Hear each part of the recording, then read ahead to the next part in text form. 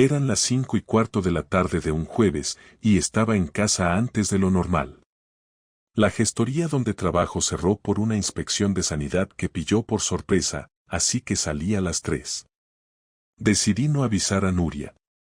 Pensé que sería buena idea llegar sin previo aviso y sorprenderla con algo de sushi y una botella de albariño. Tonterías de marido predecible, ya lo sé. La cosa es que cuando abrí la puerta del piso, lo hice en silencio. Ni ruido de llaves, ni saludo, nada. Por costumbre más que por intención. Y fue eso, esa entrada sigilosa, lo que lo cambió todo. Dejé la comida en la encimera y escuché voces. Pero no voces desde el salón, que habría sido normal. No. Venían del dormitorio. Me acerqué sin hacer ruido. No por querer espiar, sino porque en ese momento algo en el ambiente me lo pidió. No sé explicarlo. El cuerpo reacciona antes que la mente. Y ahí, antes de llegar al marco de la puerta, lo oí. No pares, joder, así. La voz era de ella. De Nuria. Mi mujer. No lo voy a adornar, ni me voy a inventar un momento heroico. Me quedé parado, con los nudillos blancos de apretar una botella de vino como si fuera una granada. No entré. No dije nada. Escuché como un cobarde durante 10 segundos que me parecieron una hora. Y luego retrocedí. Salí del piso sin que nadie notara nada. Volví a cerrar la puerta con la misma suavidad con la que había entrado. Bajé las escaleras como un zombi. No sabía si llorar, si reír, si gritar. Lo primero que pensé fue, ¿qué cojones acabo de escuchar? Luego vino la rabia. Pero no una rabia escandalosa. Era una rabia fría, contenida. Una que no se grita, sino que se planifica. Me metí en el coche, conduje hasta un parque y estuve 1 hora mirando un árbol sin pensar en nada. Después abrí el maletero, saqué la comida y me la comí en un banco, solo, como un gilipollas. El vino lo abrí con las llaves del coche. No llevaba abridor. Lo tomé directo de la botella. Me dio igual. Esa noche dormí en casa de mi primo Pablo. Le dije que Nuria y yo habíamos discutido, que necesitaba un día. Ni me preguntó más. Me dio el sofá y una manta. Pero no dormí. Me pasé toda la noche reconstruyendo los últimos meses en mi cabeza como si fuera un detective aficionado que intenta entender en qué momento su mujer dejó de desearle y empezó a desear a otro. No sabía quién era. No vi su cara. No lo escuché. Pero sí oí el sonido de mi mundo partiéndose en dos. Y eso, amigo, fue solo el principio. Cuando me desperté en el sofá de Pablo, no era realmente una mañana como cualquier otra, aunque la ciudad sonaba igual, con los coches pasando abajo y la radio encendida en la cocina como siempre. No había dormido ni 1 hora seguida, pero me hice el dormido cuando me trajo un café con leche y me dijo que si necesitaba hablar, estaba ahí. Asentí sin levantar la cabeza del cojín. No estaba listo para decirle a nadie lo que había pasado, y menos a alguien de la familia. Todavía no tenía las piezas completas y no quería soltar un relato a medias.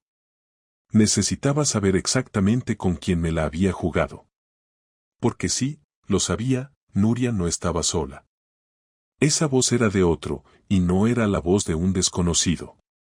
No me sonaba, pero tampoco tenía el tono de alguien ajeno a nuestro entorno. Eso fue lo que más me jodió al pensarlo mientras bebía el café frío. El tipo no estaba ahí por accidente. No era algo de una noche. Eso era otra cosa. Algo instalado. Algo cómodo. Volví al piso al mediodía, sin avisar. No me apetecía teatro. Si ella se había inventado alguna historia para explicar mi ausencia, me enteraría en directo. Abrí la puerta y la encontré en la cocina, en bata, cortando fruta. Levantó la vista, sonrió un segundo, luego se le borró la sonrisa, y dejó el cuchillo encima de la tabla. Me miró como si no supiera qué versión darme. No dije nada. Fui al baño, me lavé la cara y salí con el mismo silencio. Me senté en el sofá y prendí la tele. Ella vino detrás. ¿Dónde estabas anoche?, me preguntó, con voz que intentaba sonar natural pero que le salía forzada, casi tensa. En casa de Pablo, le respondí sin mirar. Me vino mal el sushi. Estuve fatal. ¿Y no podías avisar? ¿Tú me avisaste de que ibas a invitar a alguien a casa ayer por la tarde? La pregunta la pilló tan mal que no supo qué cara poner. Ni rabia, ni sorpresa. Fue como si se le congelara la cara en mitad de un gesto. Se cruzó de brazos, se apoyó en la pared y bajó la mirada. No sé de qué estás hablando, Sergio. Claro que sabes. No me mientas. Estás cansado, estás tenso, igual te pareció oír algo que no era. Te escuché. A ti. Muy claro. Y no estaba sola. Me miró entonces. Me sostuvo la mirada con esa mezcla entre reto y culpa que solo alguien muy entrenado en la mentira puede sostener sin romperse. No gritó, no se puso a llorar, ni intentó inventar nada más. Solo respiró hondo y se sentó en la otra punta del sofá. No te lo quería contar así. No ahora. No de esta forma. Pero sí, hay alguien. No sé por qué esperaba que lo negara. En el fondo ya lo sabía. Pero oírlo salir de su boca me dejó helado. Como si ese sí fuera una bala pequeña que entraba lento pero segura. No dije nada. Me quedé mirando la tele. En la pantalla había un programa de reformas. Una pareja hablaba de cómo transformar el baño. Me pareció grotesco. ¿Quién?, le pregunté sin dejar de mirar al televisor. No importa. ¿Quién? Un compañero del instituto. ¿David? Silencio. Así que es David. El que te manda mensajes los fines de semana. El que no tiene foto en WhatsApp pero siempre está en línea cuando tú también lo estás. Ese David. No lo entiendes. Haz que lo entienda. Es que no se trata de que estés dispuesto a entenderlo. Se trata de que ya no estoy donde estaba. Contigo. En esto. Hace meses que me siento en otra parte.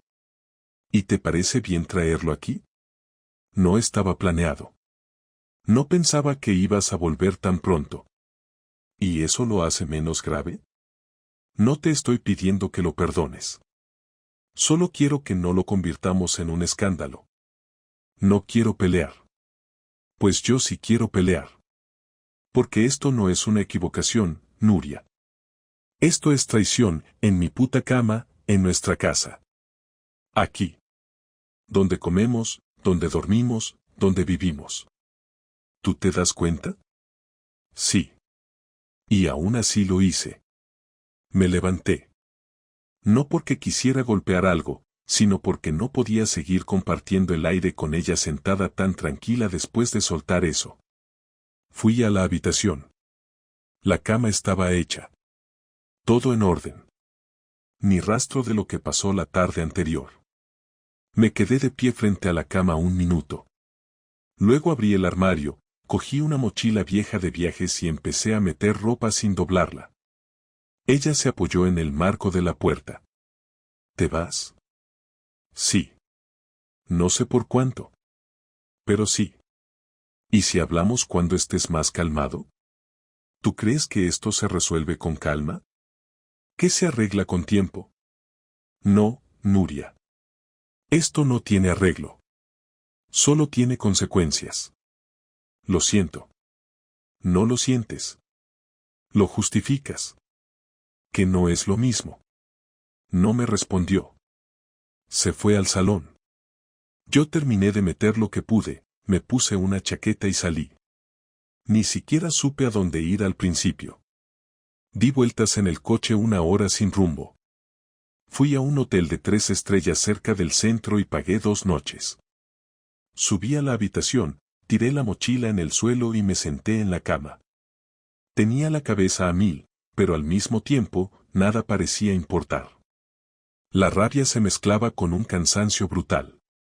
Me tumbé vestido, con las zapatillas puestas, y cerré los ojos.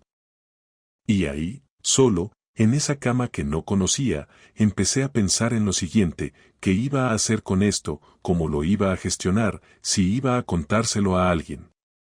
Y sobre todo, si estaba dispuesto a dejar que ella se saliera con la suya sin consecuencias. No estaba listo para la respuesta, pero ya sabía que la rabia que tenía no iba a apagarse sola. No tardé ni 2 días en entender que lo que más me dolía no era el hecho de que se hubiese acostado con otro, sino la tranquilidad con la que lo asumía, la falta total de culpa, como si no solo lo hubiese hecho por necesidad, sino como si estuviese convencida de que era lo lógico, lo natural, lo que tenía que pasar. Esa actitud fue lo que me terminó de sacar de quicio. El lunes, volví al trabajo como si no hubiese pasado nada, con la cara de siempre, como si mi vida no se hubiese derrumbado hace 3 días. Nadie notó nada, ni los del equipo, ni mi jefe, ni los clientes. Me senté en mi escritorio, respondí correos, hice 3 llamadas y a la hora del café me fui al baño solo para encerrarme en un cubículo y quedarme allí 5 minutos en silencio, mirando la puerta, respirando hondo, sin saber si quería llorar, gritar o romperle la cara a alguien. No hice nada. Salí, me lavé la cara y volví al escritorio. Parecía que todo seguía igual, pero por dentro era como estar en otra vida, en otro cuerpo, en otra historia. Esa tarde decidí que no iba a quedarme de brazos cruzados. Si ella quería empezar de cero, yo también, pero no a su ritmo, no con sus condiciones. Me fui directo a casa de Pablo después del trabajo, me senté con él en el balcón y le conté todo. No adorné nada. Le dije que la pillé, que lo confesó, que lo había traído a casa. Él no se lo podía creer, repitió hija de puta al menos 5 veces mientras me escuchaba, y cuando terminé, no me preguntó si iba a volver con ella, ni si pensaba perdonarla, sino qué iba a hacer al respecto. Le dije que no sabía aún, que tenía muchas cosas en la cabeza, pero que una cosa estaba clara: no pensaba hacerme el bueno. Esa noche me quedé allí otra vez y comencé a planear lo que sería el principio de algo. No sabía exactamente qué tipo de venganza quería, pero sí tenía claro que no sería pasiva. Lo primero fue conseguir información. No tenía acceso al móvil de Nuria ni ganas de revisar chats, pero sí tenía memoria, y recordé que semanas atrás ella había mencionado que David vivía en una urbanización cerca de San José, que era divorciado y que no tenía hijos. Detalles sueltos, dichos al pasar, que en su momento no me parecieron importantes, pero ahora se convertían en piezas útiles. Busqué en Google su nombre completo, lo encontré rápido porque estaba en la página del instituto como profesor de matemáticas. Luego busqué su perfil de LinkedIn, saqué su dirección, y con eso me bastó para tener un punto de partida. El miércoles por la tarde conduje hasta la zona donde vivía ese imbécil. No iba a hacer nada violento, no soy así, pero quería verlo, quería saber quién era, cómo se movía, cómo era su vida. Aparqué a unos metros de su edificio, me quedé dentro del coche con las ventanillas cerradas, viendo la puerta, esperando. A las 6:15 salió. Camisa azul, pantalón gris, mochila al hombro. Caminaba como si no tuviera preocupaciones en la vida. Lo seguí en silencio hasta un supermercado donde compró unas cervezas, un bote de helado y una caja de preservativos. Me reí solo en el coche cuando lo vi pagar. Era tan cliché que daba vergüenza ajena. Luego volvió caminando a su casa, como si todo estuviera bien, como si no le hubiese jodido la vida a nadie. Me bastó con eso. No necesitaba más.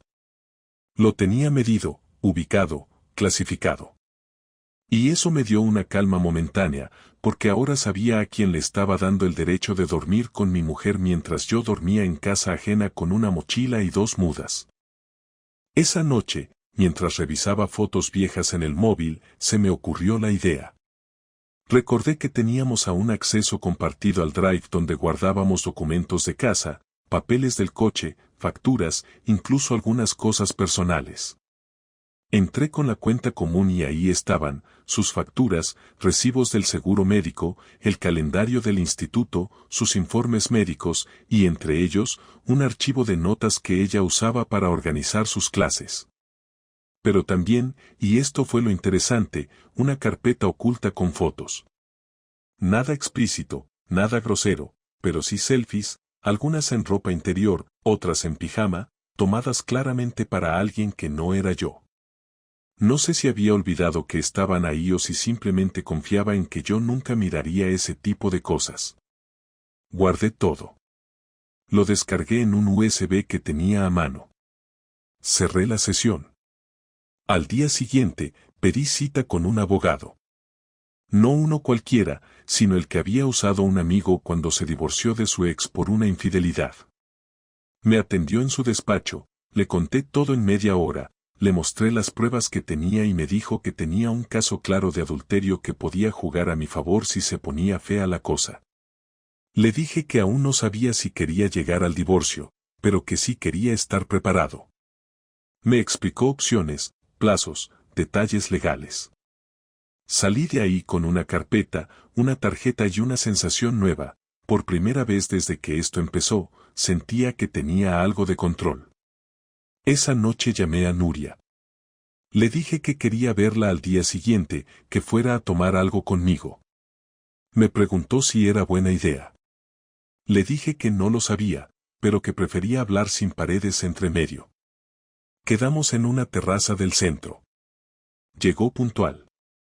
Vestía como si fuera una cita, maquillada, con esa ropa que solo se ponía cuando quería sentirse deseada.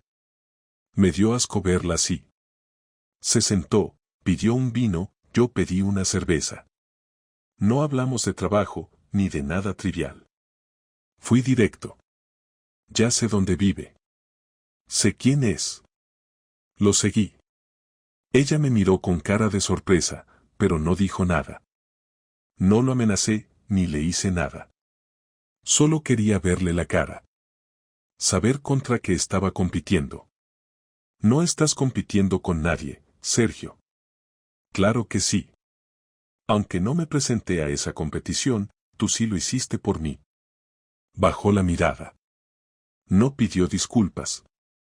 No lo negó. Solo suspiró. No sé qué decirte. No digas nada. Solo quería que supieras que no estoy dormido. Que no me voy a quedar sentado esperando a ver qué decides. Yo también tengo voz. ¿Qué quieres hacer? Lo sabrás pronto. Ella se tensó al escuchar eso. Bebió un sorbo largo de vino. No preguntó más. Yo pagué la cuenta, me levanté y me fui. Ni un beso, ni un abrazo, ni un adiós. Solo silencio. Y el ruido de mis pasos alejándome de alguien que creí conocer. No tenía ninguna necesidad de actuar impulsivamente. No iba a romperle las lunas del coche ni a enfrentarme a gritos con ella delante del instituto ni a dejar notas anónimas en su buzón. Lo mío iba a ser distinto. Frío. Legal. Personal. Concreto.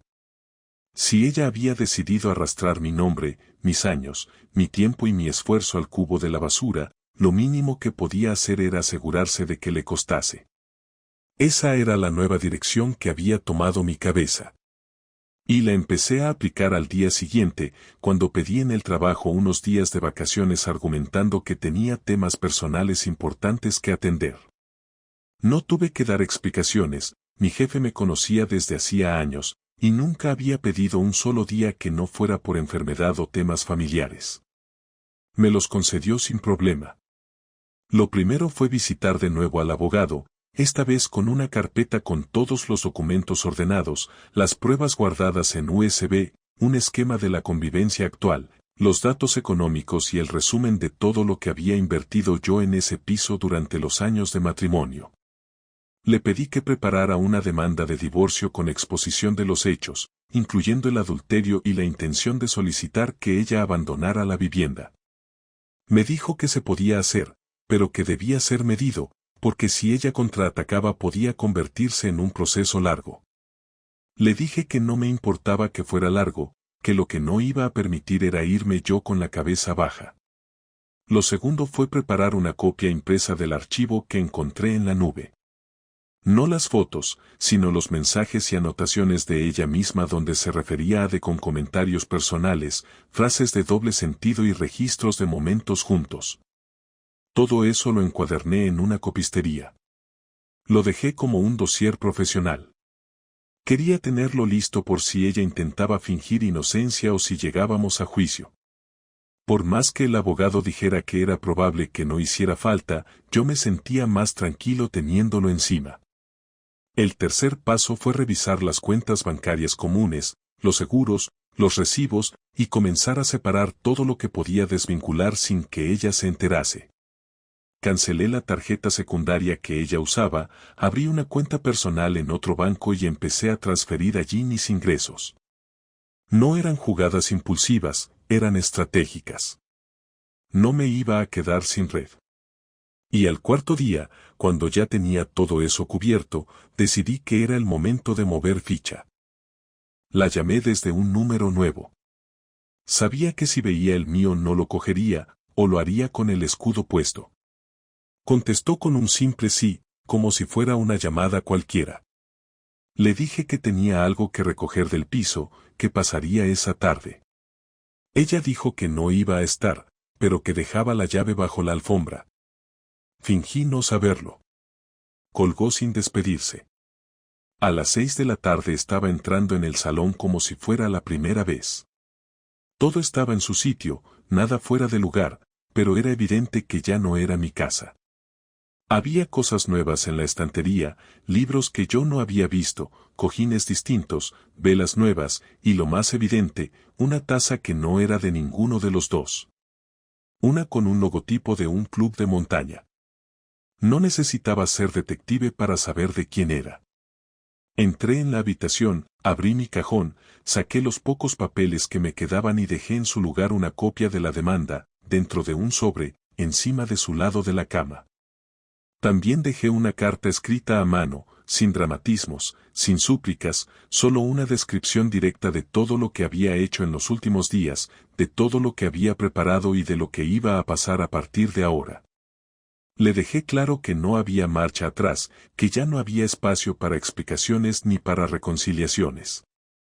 Lo que había hecho, lo había firmado con actos. Y ahora tocaba firmar otras cosas. No volví al hotel. Me fui a casa de Pablo con la cabeza tranquila. Se lo conté todo con detalle, y él fue directo. ¿Quieres que le diga algo a ese cabrón? No. No lo toques. Ni una palabra. No se lo merece. No quiero darle ni una excusa para sentirse víctima. ¿Y si intenta meterse en el proceso? ¿Y si va de víctima él? Me da igual. Tengo las pruebas. Y tengo paciencia. Te está saliendo caro. Más caro me salió haberla querido. Nos quedamos en silencio un buen rato. Él encendió un cigarro, yo abrí una cerveza. Esa noche dormí con una paz extraña. No era felicidad. Era cierre. Era control. Era haber recuperado la iniciativa. Y no se trataba solo del castigo legal o del daño personal. Se trataba de que ella iba a aprender que las cosas tienen un precio. Que cuando traicionas, cuando decides romper un compromiso, cuando humillas a alguien que estuvo a tu lado en cada mierda durante años, no puedes pretender que todo se resuelva con un lo siento o con una charla sobre cómo las personas cambian. Las personas cambian, sí. Pero las consecuencias no desaparecen. A la mañana siguiente me desperté con una notificación de correo, un mensaje de ella. Decía que había leído todo, que no esperaba menos de mí, que si podíamos vernos. No respondí. Media hora después, me llamó. Esta vez sí usó palabras. Sergio. Necesito que hablemos. Por favor. Solo una vez. Ya hablamos.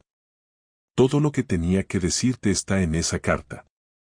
Pero quiero explicarte cosas que no sabes. Las que me interesaban, ya las vi. ¿De verdad vas a hacer esto? ¿Así, sin más? Sí.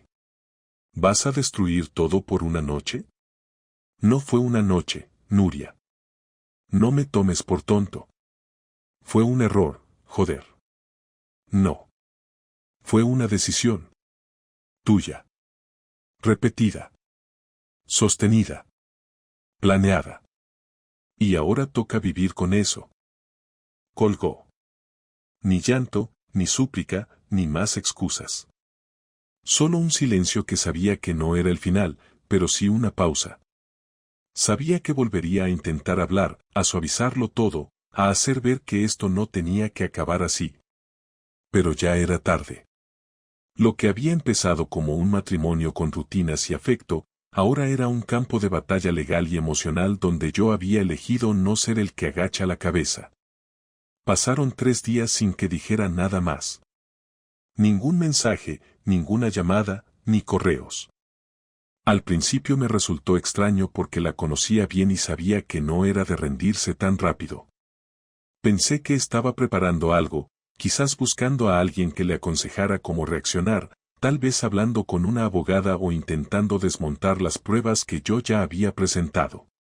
No tenía forma de saberlo, pero tampoco me importaba mucho. Yo ya estaba metido en el proceso. Tenía los documentos firmados, el abogado había empezado los trámites y los pasos legales ya estaban en marcha. Me quedaban apenas un par de cajas por recoger del piso y no tenía ninguna intención de hacerlo mientras ella estuviera allí, así que avisé por mensaje a la portera del edificio para que me dejara entrar con el juego de llaves antiguas que aún conservaba.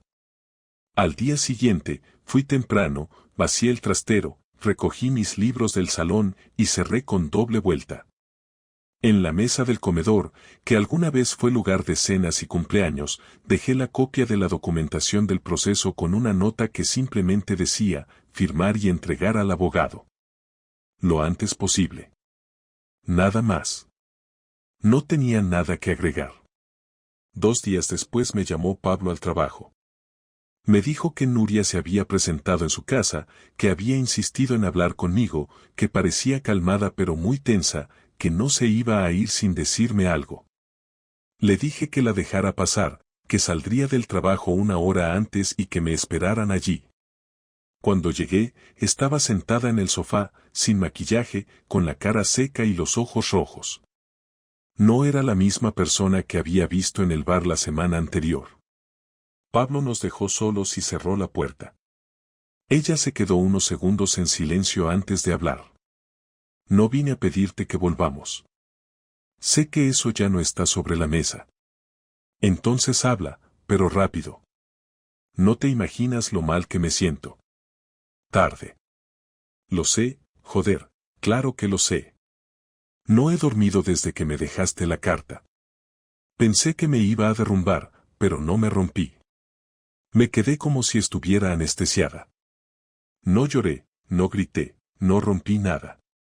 Solo me senté, y me quedé ahí, horas, mirando la nada, sin saber qué hacer. Y cuando por fin pude moverme, fui a ducharme y me puse ropa limpia y salí de casa como si nada, pero por dentro era otra persona. ¿Y por qué te importa eso ahora? Porque cuando me vi ahí, sola, sabiendo que no ibas a perdonarme, me di cuenta de que no tengo nada. Que me lo cargué todo. Que creí que podía jugar a vivir 2 vidas y que ninguna se iba a romper. Y ahora estoy aquí sentada, frente a ti, sabiendo que perdí al único hombre que me aguantó cuando ni yo me aguantaba. No me interesa tu arrepentimiento. No vine a escucharte lamentarte. Si lo que quieres es una redención emocional, búscala en otro sitio. Yo vine para que firmes. Lo demás ya no tiene vuelta.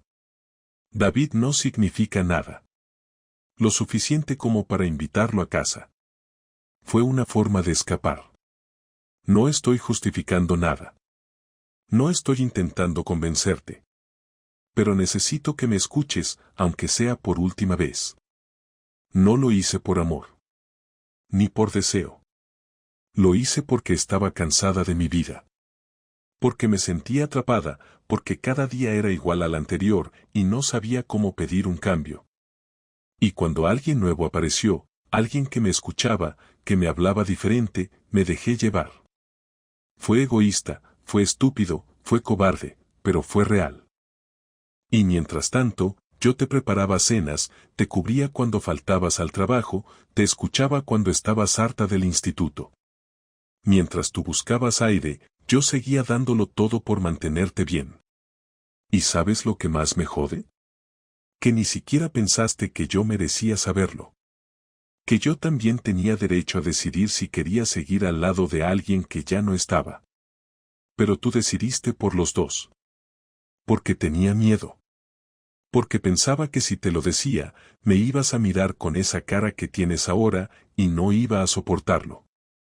Y aún así, aquí estoy, mirándote, y aguantándolo, porque me lo merezco. Porque fallé, porque rompí todo. Entonces no hay más que hablar. Firma los papeles.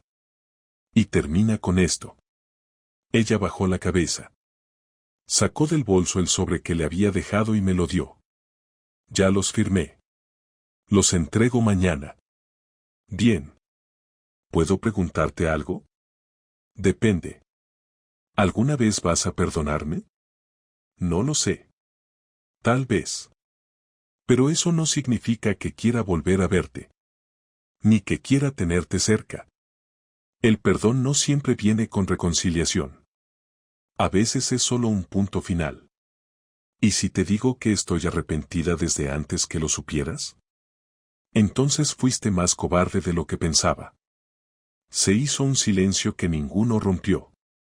Se levantó, recogió su bolso y se acercó a la puerta. Antes de salir, se giró.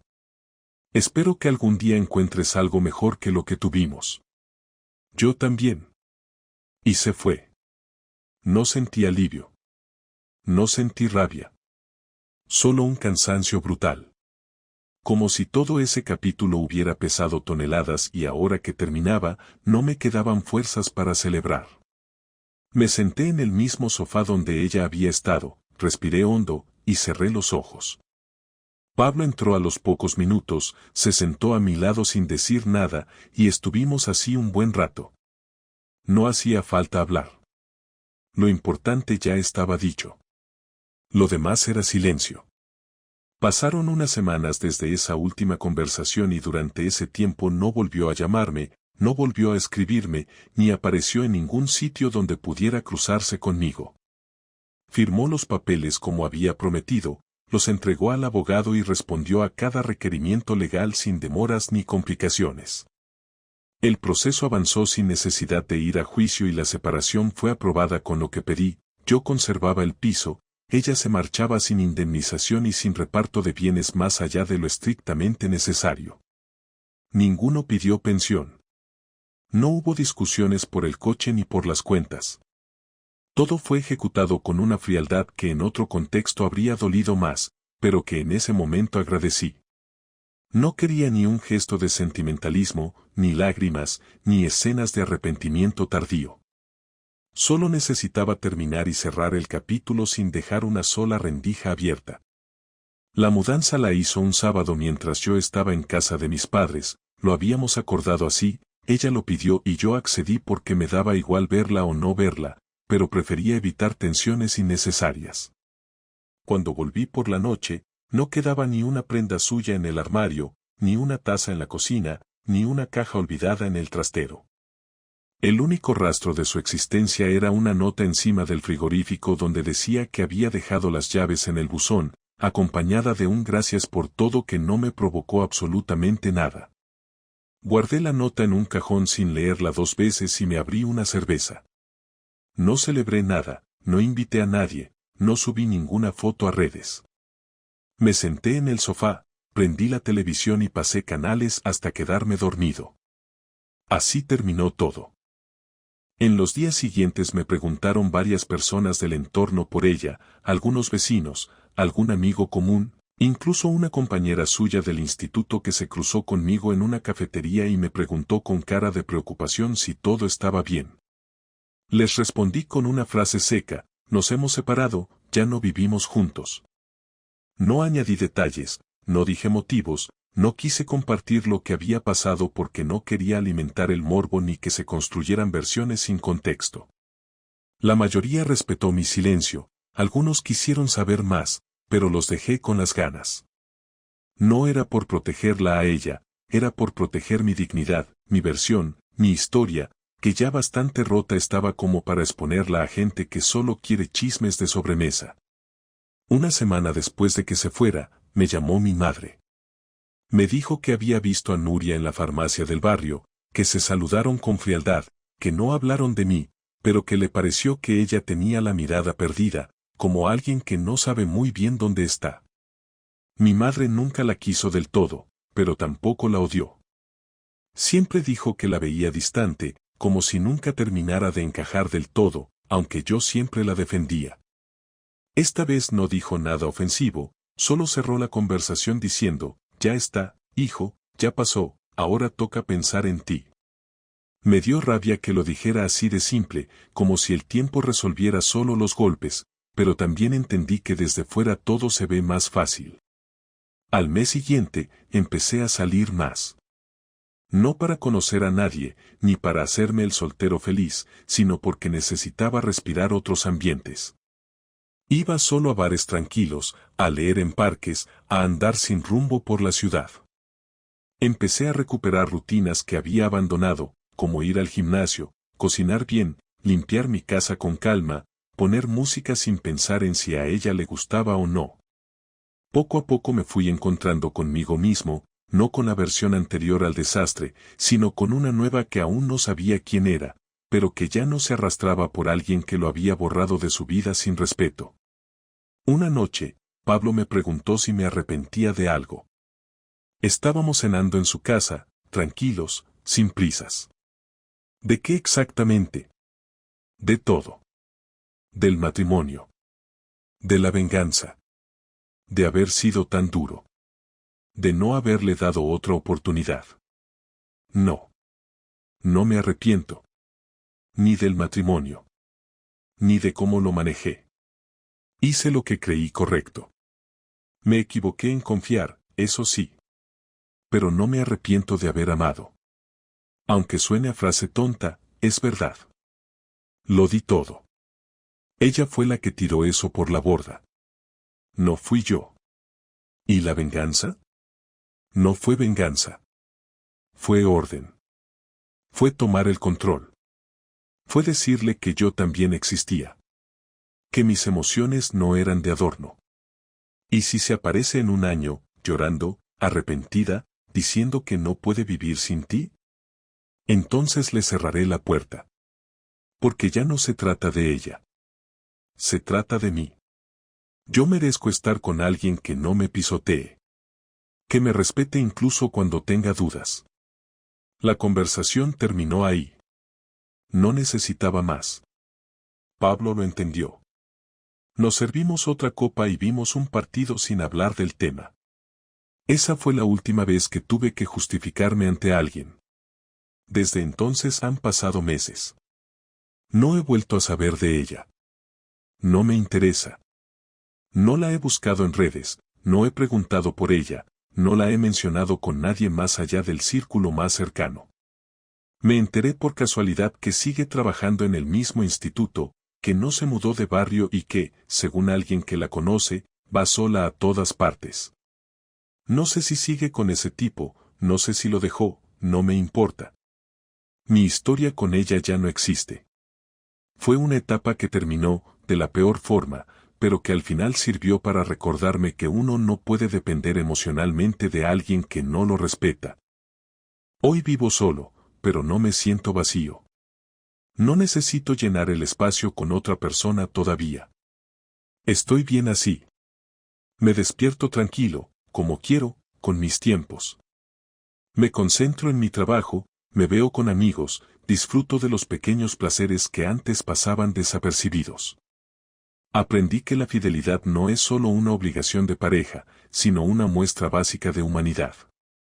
Y aprendí que el amor, cuando se rompe desde la traición, no se reconstruye con disculpas. Si me preguntas qué aprendí de todo esto, te diría que el amor real no es ciego. Que el respeto es más importante que el cariño. Que cuando alguien cruza una línea, no hay vuelta atrás. Que la dignidad no se negocia, ni siquiera por amor. Y que, aunque duela, a veces lo más sano que uno puede hacer es cerrar la puerta y no mirar atrás. Esa fue mi historia. No sé si es mejor o peor que otras. Solo sé que es mía. Y que la conté para no olvidarme nunca de que, si alguna vez vuelve a pasarme algo parecido, no voy a dudar ni un segundo en elegir mi paz por encima de cualquier promesa rota.